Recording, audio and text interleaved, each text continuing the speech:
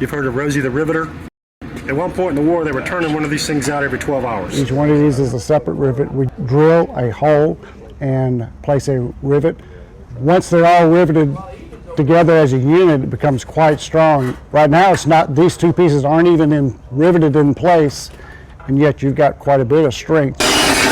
It's a bit of history, and this particular history is unique to South Carolina. All this component up here, and had to build these new hinges here to hold this.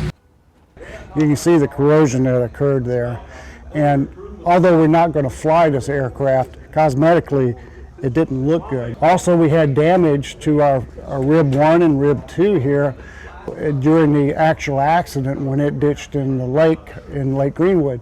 We fabricated these using cardboard templates. We're currently almost to finish up this area here and hopefully get some new glass put in place and finish up the restoration of the bombardier section.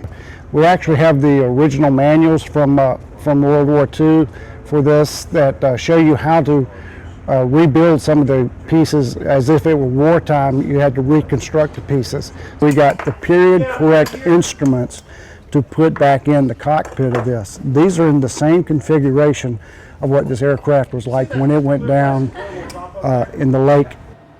June 6, 1944 is when it crashed in Lake Greenwood, and it stayed in the lake for 39 years until it was recovered. Very few states have something like this. There's only 4 of this particular model of aircraft still in existence